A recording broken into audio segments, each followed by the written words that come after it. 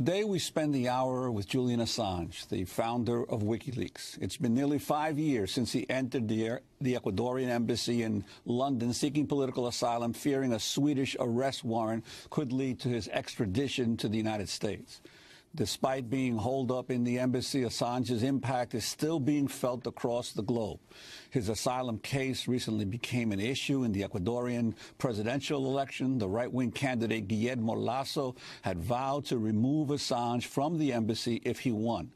But Lasso lost to President Rafael Correa's former vice president, Lenín Moreno, who said Assange is welcome to stay.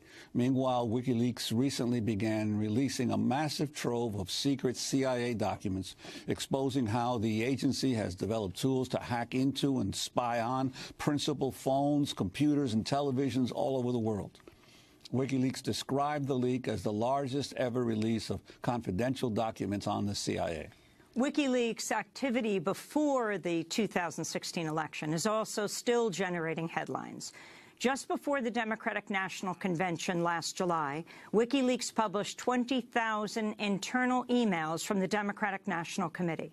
Within 2 days, the head of the DNC, Debbie Wasserman Schultz, resigned her post, in part because the emails showed the DNC worked behind the scenes to discredit and defeat Bernie Sanders, who is challenging Hillary Clinton for the nomination. Less than 3 months later, WikiLeaks began publishing internal emails from Clinton's campaign chairman, John Podesta. Soon, Donald Trump was praising WikiLeaks on the campaign trail. This just came out. WikiLeaks, I love WikiLeaks. Between October 7th and Election Day, WikiLeaks would go on to publish 20,000 of Podesta's emails, generating a rash of negative stories about the Clinton campaign. U.S. intelligence agencies have accused Russia of hacking the DNC and Podesta accounts, but many questions still remain about what happened. During a recent congressional hearing, FBI Director James Comey placed the blame on Russia intelligence when questioned by Congressman Adam Schiff. Do you know whether the Russian intelligence services dealt directly with WikiLeaks or whether they, too, used an intermediary? We assessed they used some kind of cutout. They didn't deal directly with WikiLeaks, in contrast to DC Leaks and Guccifer 2.0. That was FBI Director James Comey on March 20th. Well, joining us now from the Ecuadorian embassy in London is Julian Assange, the founder of WikiLeaks. Julian, welcome back to Democracy Now! Good morning, Amy. Did Russia leak the documents, either the DNC documents or the John Podesta emails, to WikiLeaks? We have said quite clearly that our source is not a member of any state, including the Russian government. Now, if you look at these statements by James Comey, James Clapper, going back a couple of months, statements by Barack Obama, they all are harmonious with our description. Now, what the U.S. investigation by James Comey seems to be trying to say, at least in public, is that they perceived that there was some Russian hacking, or at least some hacking from somewhere, of the DNC, other institutions of the United States. In fact, the allegations are that several thousands of people were hacked in those operations. But how do you know? How do you know it's not Russia? How do you know it's not a state actor? Since you usually say you don't know who gives you documents. We look very closely at our publications. We tend to come to a good understanding of them, and so we're not willing to go into details about our source because it might describe the sort of person they are, the sort of jurisdiction that they're in, which could put them at risk. But we have said clearly that our source is not a member of a Russian state, and even the US government is not suggesting that our source is a member of a Russian state. And what appears to be going on is that there have been observations of hacking of thousands of people, or attempted hacking of thousands of people. That's quite normal in intelligence gathering activity before an election. Presumably that's been carried out by many states. I would be surprised if that doesn't include Russia. And over here, there's the publications of WikiLeaks. And what there isn't is something in between the middle. So there's a allegation that, well, if there's been hacking here and there's publication over here, then these must be directly, causally, intentionally related. But so far, there's no evidence for that. Julian, I want to turn to a Democratic Congressman, Adam Schiff, speaking at a hearing of the House Intelligence Committee last month. Later in July and after the convention, the first stolen emails detrimental to Hillary Clinton appear on WikiLeaks. A hacker who goes by the moniker Guccifer2 claims responsibility for hacking the DNC and giving the documents to WikiLeaks. But leading private cybersecurity firms, including CrowdStrike, Mandiant, and ThreatConnect, review the evidence of the hack and conclude with high certainty that it was the work of APT-28 and APT-29, who are known to be Russian intelligence services. The U.S. intelligence community also later confirms that the documents were in fact stolen by Russian intelligence, and Guccifer2 acted as a front. Also in late July, candidate Trump praises WikiLeaks, says he loves them, and openly appeals to the Russians to hack his opponents' emails, telling them that they will be richly rewarded by the press. That was Congressman Adam Schiff. Julian, I'm wondering if you could respond to some of the things he's saying in that statement. Well, Mr. Schiff is a Democratic congressman who's trying to whip up a kind of neo-McCarthyist fervor in order to distract from the epic failure of Hillary Clinton and that team when they lost, of all people, to Donald Trump. So it's not particularly interesting. I think we should pull back and put things in context.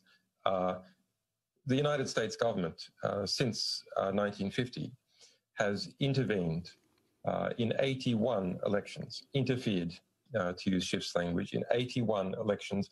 That is not including coups, which have overthrown the government. So there's a long history of the United States doing this to places around the world in infamous ways, and most recently alleged interference in the election of Israel. So I think we should understand that the United States is in a glass house when it comes to allegations of attempting to interfere with or influence election results. But let's look at what is the real meat of this issue. How does it allege that Russia has interfered in the US election process? Well, they say there's been a variety of hacks. Well, that's quite normal intelligence gathering process as far as can be determined. And a few extremely ineffectual websites such as DC Leaks or Guccifer 2.0 that no one really paid any attention to. And then there's our publications, which people really did pay attention to.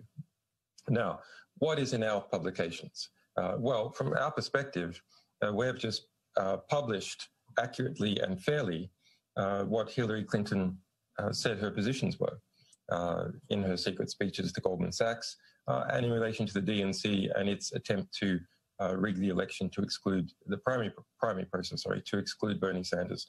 So at the heart of this issue is whether people were told the truth about Hillary Clinton and the DNC. If there hadn't been an ugly truth there, it wouldn't have made any difference. There was an ugly truth, and we published accurately and fairly that ugly truth. Now, our source wasn't from the Russian state, but if it had been from a state, would we have suppressed that information before an election, or would we have accurately and fairly published it? Of course we would have published it. Well, but I wanted to ask you, in relation to what you said, we've had other guests on, for instance, Scott Horton, who said, yes, you're absolutely right. The United States has been involved in seeking to destabilize governments and overthrow governments all over the world. But Horton said that there's a difference between what Russia attempted to do and whether anyone in the Trump administration colluded with Russia or helped or cooperated or had conversations with the Russians as they were seeking to destabilize the U.S. elections. And Scott Horton says that would be definitely a problematic issue for Trump. I'm wondering your thoughts about that. I would agree. That would be interesting and unusual. I don't think it's true. I think it is interesting that early on that Trump and people around him took a position of rapprochement towards Russia, a very strong position of rapprochement towards Russia, and not a classically Republican position. I think that is interesting. It is somewhat compatible with Trump's statements going back a very long time. But I would be surprised if that turns out to be significant. Why do I say that? Trump had very little business success in Russia. He hasn't managed to build a hotel in Russia. He hasn't gotten any, as far as can be determined, any good deals in Russia. And when you see him making statements during the election campaign on the stage, hey, Russia, if you've got those emails, give them to the press. They'll be very pleased about it. When you see statements like that, this is not the sort of statement that you make if you already have a communications channel and you're already engaged in an active conspiracy. For people like Paul Manafort, that's someone who's perfectly capable of engaging in let's say, dodgy activities. They have a long history of working for various parties in different ways. Have they asked for support through Paul Manafort? Maybe. But if you're looking at the top level involving Trump, what I see is a great weakness in an ability to get anything concretely done in Russia. You know, while Trump may or may not have investments in Russia, it's very clear the oligarchs in Russia have bailed him out to the tune of tens of millions of dollars, if not more, in the United States when he was building buildings, having gone bankrupt many times, hard to get a line of credit in places like just right near Democracy Now!, Trump Soho, a major building project downtown Manhattan. But I wanted to turn back to Democratic Congressman Adam Schiff speaking at a hearing of the House Intelligence Committee last month. On August 8th, Roger Stone, a longtime Trump political advisor and self-proclaimed political dirty trickster, boasts in a speech that he has communicated with Assange and that more documents would be coming, including an October surprise. In the middle of August, he also communicates with a Russian cutout Guccifer II and authors a Breitbart piece denying Guccifer's links to Russian intelligence. Then later in August, Stone does something truly remarkable when he predicts that John Podesta's personal emails will soon be published. Trust me, he says, it will soon be Podesta's time in the barrel, #CrookedHillary. In the weeks that follow, Stone shows a remarkable prescience. I have total confidence that WikiLeaks and my hero, Julian Assange, will educate the American people soon, he says, #LockHerUp. Payload coming, he predicts, and 2 days later, it does. WikiLeaks releases its first batch of Podesta emails. The release of John Podesta's emails would then continue on a daily basis up until the election. And this is Trump advisor Roger Stone speaking on August 8th. With regard to the October surprise, what would be your forecast on that, given what Julian Assange has intimated he's going to do? Well, it could be any number of things. I actually have communicated with Assange. I believe the next tranche of his documents pertain to the Clinton Foundation, but there's no telling what the October surprise may be. That was Roger Stone speaking August 8th in Broward County, Florida. If you could respond to the substance of what they're saying, Julian, and explain what is your relationship with Roger Stone? Well, I don't want to be an apologist for these people, but really party politics in the United States is something that everyone has to get away from. This creation of two polarities by different elites that then suck up all the political energy in the country. Well, we can talk a little bit later about what's happened to the Trump administration and this fascinating process that we've been seeing about how many days does it take for the security sector to digest the president. Something like 75 appears to be the answer. Okay. Roger Stone, I've never communicated with the guy. He's never communicated with me, other than very recently to say, what are you doing, saying that we have communicated? Please explain, because as far as all our records are concerned, we haven't. He has simply brilliantly inserted himself into this equation. Now, remember, Stone was pushed out in 2015 from the Trump campaign. When WikiLeaks was engaged in its publications exposing interference in the primary process at the DNC, that was the biggest thing on the political radar for that time period. And so Stone, having nowhere to be, decided to suggest that he had communications with us. But let's look at his predictions. He predicted that our publications were going to be about the Clinton Foundation. He was wrong. All his other predictions, where they're accurate, the statements that we made in public. We said we had information about Hillary Clinton, that we were going to publish it, etc. So when you hear Adam Schiff saying, oh, that Roger Stone said that there's that WikiLeaks publications are coming, I was saying on TV interviews that we had publications that were coming that were about Hillary Clinton. So Stone predicted that we were going to publish on October 4. We didn't publish on October 4. That was our 10-year anniversary, etc.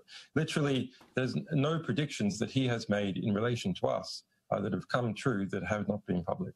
So I think, you have to admire the chutzpah of how he has played on democratic desires to see a connection and has exploited that in order to sell his books and in order to gain prominence. I mean, it's very impressive. He just simply lays out a piece of bait that he understands that the democratically aligned press will leap forward slavishly and put that hook in their mouth. Julian, we have to break. Because it suits him. WikiLeaks has published what it says is the largest leak of secret CIA documents in history. The thousands of documents, dubbed Vault 7, describe CIA programs and tools that are capable of hacking into both Apple and Android cell phones. By hacking into entire phones, the CIA is then reportedly able to bypass encrypted messenger programs such as Signal, Telegram, and WhatsApp.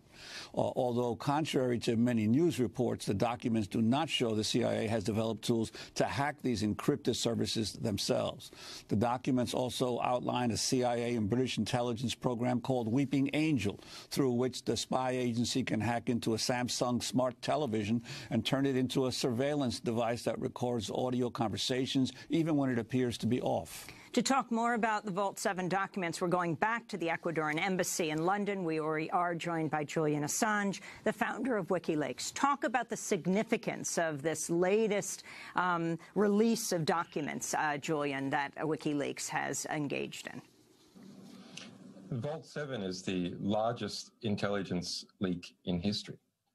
We've published so far less than 1% of that material. Now, so far, the publications that we have published reveal that the Central Intelligence Agency has decided to create, in the last 10 years, its own captive version of the National Security Agency, not specialized in bulk interception, but specialized in semi-automated hacking processes. That's creation of viruses, Trojans, etc., to put in people's computer systems, telephones, TVs, and have those then report back to CIA listening posts that collect that information and ingest it into the broader CIA process. And also information can be pushed using these mechanisms on to those telephones, computers, et cetera, to, for example, plant information that could implicate someone falsely or perhaps even truly in a crime. So I think it's significant that as the Central Intelligence Agency gained budgetary and political preeminence over the National Security Agency, which used to have a bit bigger budget. In the post-9/11 environment, the CIA's budget is now increased to about 1.5 times that of the National Security Agency. So in response to that increased political power, where increased budgetary spend comes from, it has created its own effective air force using drones and its own large hacker squad. So it is able to do things internally that it would previously have to go out for others to do. So the Central Intelligence Agency, like all institutions, is maximizing its institutional power. And it is slowly succeeding compared to other institutions.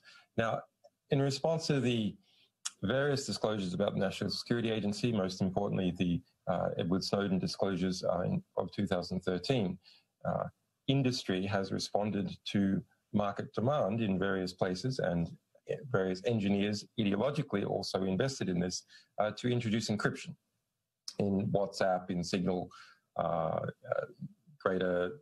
more types of encrypted email, and so on. Now, the Central Intelligence Agency's hacking approach does not target the intermediaries like the National Security Agency does for these bulk intercepts. Instead, it targets the endpoints, and then it doesn't need to worry about the encryption. For example, if you and I, Amy, are communicating using, say, Signal on a smartphone, on an Apple or Android, then the Signal encryption protocol is actually quite good. And as far as is known, it cannot be decrypted by an intermediary, bulk spying on communications traffic going across the Atlantic, like the National Security Agency does. But if either you or I have our phones hacked, and the CIA software specializes in doing this, it means that encryption doesn't matter, because the information is gathered either before it's encrypted or after it is decrypted. Well, Julian, in terms of the material you have released so far, you did redact any of the computer codes that you got access to, and you offered to have companies that may be affected by this, tech companies, to provide them the code so they could fix any vulnerabilities. Have any companies taken you up on the offer? Yes, that's a very interesting process, and we knew that it would be. So we made this offer publicly.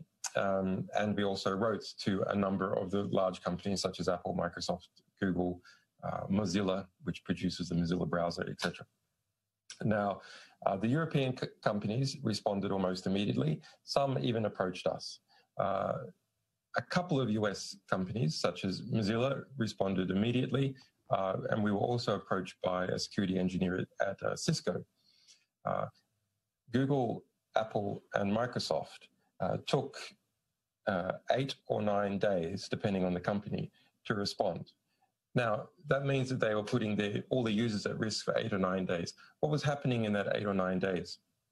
Well, we hear, we're not sure it's true for all of the companies, but we hear from one of the companies that what was happening is that they were engaging their lawyers, they've been worried about the politics, et cetera, et cetera.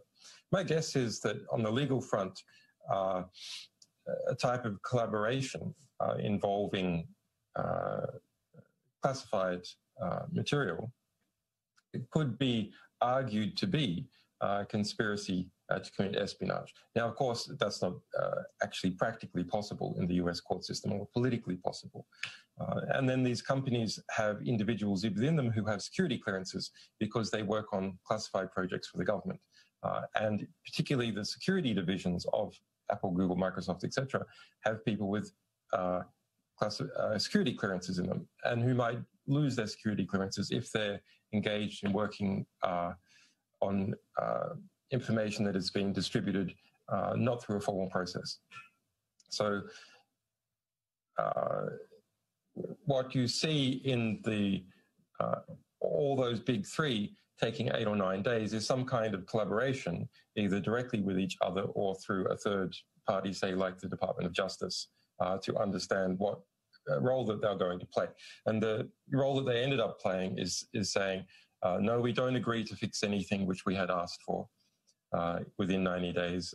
No, you don't agree to say that any fix came from you. This was our requirement. Instead, you can just throw something at our regular security reporting mechanism. So what's going on there? Well, no record of collaboration in a formal sense or in a political sense that could be used to make political problems for those companies in terms of their contracts with the United States government or potentially introduce problems in relation to the Espionage Act or security clearances. That's my supposition. We don't know that's true for sure. We know that some of that is true for at least one of these companies. But looking at the timing, it's very unusual that Google, Microsoft, and Apple all wrote back to us on the 8th or 9th day, whereas the other companies wrote back immediately or at various times. In October, The Intercept published a conversation between Glenn Greenwald and Naomi Klein about WikiLeaks' decision to disclose thousands of John Podesta's personal emails. This is part of what Naomi Klein said. I would add, it's not just that they didn't curate it and just dumped it all, right? They are dumping it, but they are doling out the dumps, right? To maximize damage, right? So they're not just saying, hey, information wants to be free, here's everything we have. Journalists have a field day, go through it, right? They're very clearly looking for maximum media attention. You can tell that just by looking at the WikiLeaks, Twitter feed, and timing it, right before the debates. You've written about how dangerous it is for media organizations to be taking such a highly political approach to this election because they so clearly don't want Trump to get elected. So they're engaging in what you've described as journalistic fraud, right? I agree with you. Right. But we have to acknowledge how political WikiLeaks and Julian are being here. That was Naomi Klein in October. WikiLeaks founder Julian Assange, your response to some of her remarks? Well, I think it's a bit rich for Naomi Klein, who's a very wealthy woman sitting up there in Canada, to be accusing a political prisoner who's been detained for the last 7 years without charge in violation of 2 UN rulings without getting her facts straight. So what is WikiLeaks to do? Sit on and suppress evidence of interference in the DNC process? Wait until after the DNC Congress to publish that information? That would be deeply unethical for this organization. I would argue it would be deeply unethical for any media organization, but for this organization it would be deeply unethical. We have a commitment to the public that we will not suppress information like that, and we have a commitment to sources who come forward taking risks to give us information that we will publish it in a timely fashion once we have verified that it is completely accurate. Now, do we wish that we had more money and could process information faster? Of course we do. But we did manage to get that publication out before the DNC, and I think that was very important so that people involved in that process could understand who it was that they were choosing to go for. Now, let's be realistic. Naomi has a particular issue, a very important issue, and I agree it's an important issue, which is climate change. And so she was willing to attack anyone in her campaign to make sure Hillary Clinton was elected because she perceived that Hillary Clinton would do better on climate change. And I agree it's a very serious issue. But in relation to WikiLeaks, we are an organization that has a commitment to the public to publish true information and not suppress it, and to make sure that as many people read it as possible. Is it true that the way that we staged our publishing process increased the engagement of people in reading our material, going through it, et cetera, et cetera? Of course it is. Did we do a good job? Did we do a good job in getting people, enticing people to read and report on our material? Yes, we did. And we will do that for any source, any whistleblower that comes to us and gives us information. we will try and maximize the amount of readers that come as a result of the risks that those people take. That's our promise to the public, to our readers, and to our sources. You know, early in the campaign, Naomi did write an article that clearly supporting Bernie Sanders, writing Hillary Clinton cannot be trusted. But we are also joined by Alan Nairn, longtime investigative journalist and activist. Alan, if you can weigh in this discussion right now as we talk to Julian Assange and the Ecuadorian embassy. Well, I have a brief question for Julian Assange. Mr. Assange, you said that you did not get the leaks directly from a state. You said you did not get the leaks directly from a state. Do you know that Russia didn't give you the leaks through an intermediary? I'm not going to be playing 20 questions on our sources. I'm sure you understand, Alan, as a source protection organization, we're not going to be inscribing circles around who our sources are, how we communicate with them, any properties that might be used to arrest them or criticize them in some future process. So it is possible that, as Comey said, Russia gave you the leaks through an intermediary. I'm simply not going to comment on it. Okay. Well, my view of this is that during the campaign, WikiLeaks often suggested that Trump would be less dangerous than Clinton. No, we didn't. I think you did. No, we didn't. I think that concept is wildly, gruesomely mistaken. There was the argument. Well, it's fine for you to say that, but you should understand that no, we didn't. In fact, I was asked that question directly on Democracy Now! At the time about what my position was, asked which one I preferred. And my response is, being asked this question is being asked, do I prefer cholera or do I prefer gonorrhea?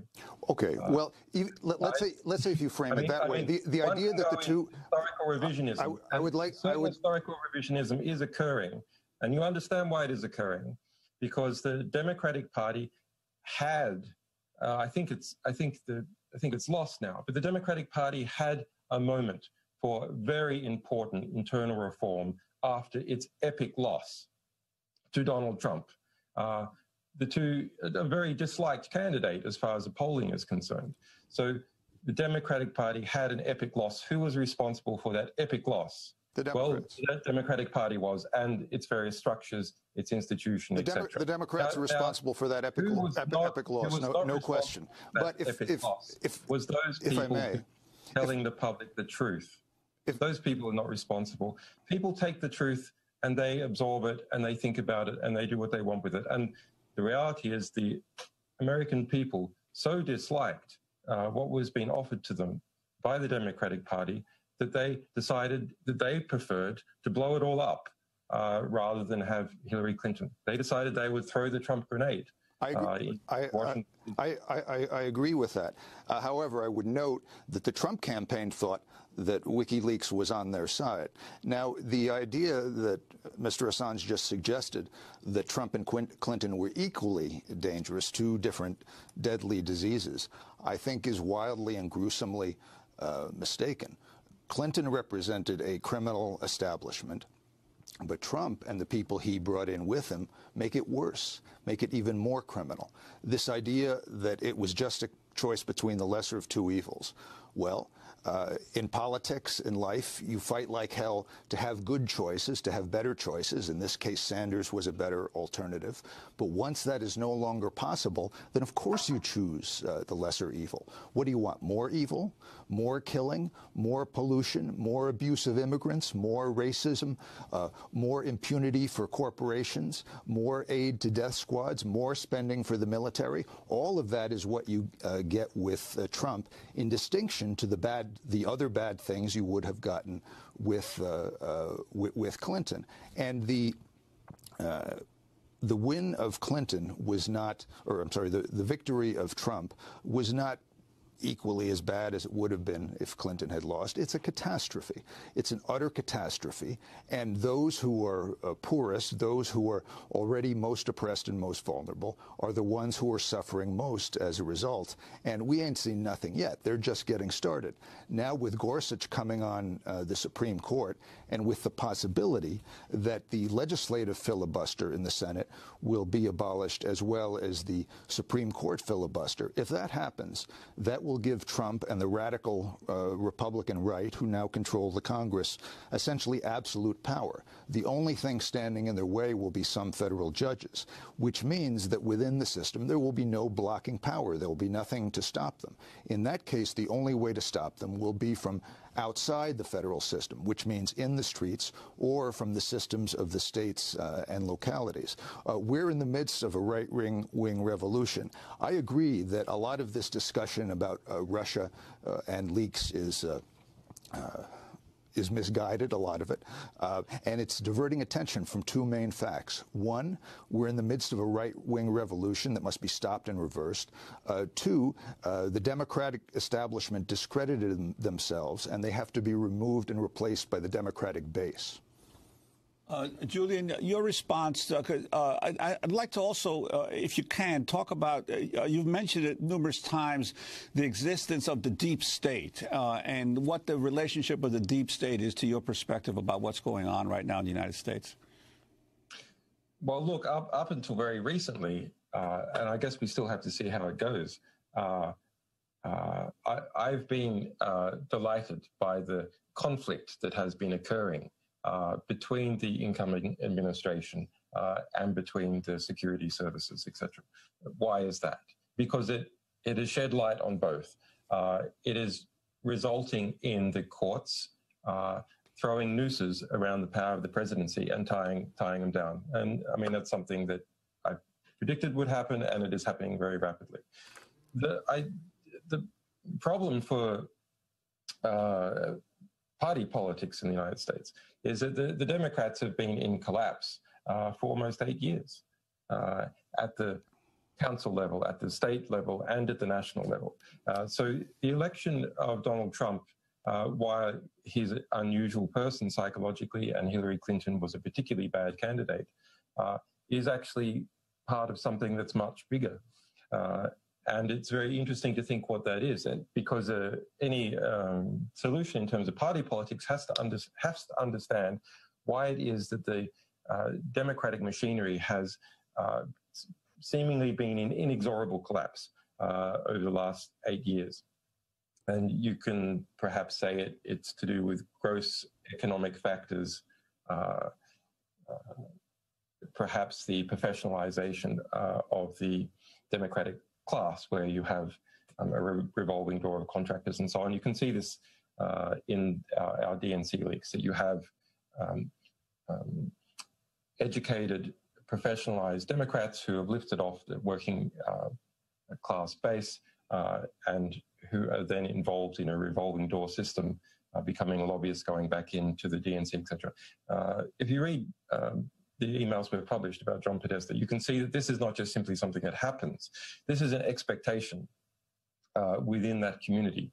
And anyone who doesn't engage in that expectation, anyone who doesn't go into private industry and get a $400,000 a year consulting contract as a local or foreign agent, is viewed to be as a fool. So you can only keep up that game for so long. And it starts to turn people off, and you start to lose the base, and that's what happened in this particular run. But let me get Alan there. Let me get Alan's comment. I caution Alan strongly. I have a lot of respect for his work, but I caution him strongly to not get swept up into what is an attempt by the Democratic Party in this particular case, but by the two parties to polarize the population into party politics. There's lots of interesting things that can come out of this Trump administration. We're seeing great horrors, of course, but we are seeing these horrors. Not so interesting to the people who are being killed and deported. We're seeing the conflict with the security services, the deep state. Now, I've been writing, I've been writing about the deep state for a decade, using that word. Now, Turkish academics have been writing about the equivalent in Turkey, some Hungarian investigative journalists the same within Hungary. And finally, this word is now something in US politics. It's not a new concept. It's essentially the military-industrial complex plus lobbyists plus contractors plus people in the Senate Intelligence Committee, et cetera, et cetera. We just all understand what that is. We just have 30 seconds, Alan, and I wanted to get you a final comment. The conflict between Trump and the intelligence and the deep state is a spat, not a struggle. Trump has insulted them, he has disrespected them, so they're unhappy with that. More importantly, Trump wants them to change their tactics, to become more crude and even more violent. Once they work together on a couple of new wars, they'll get along just fine.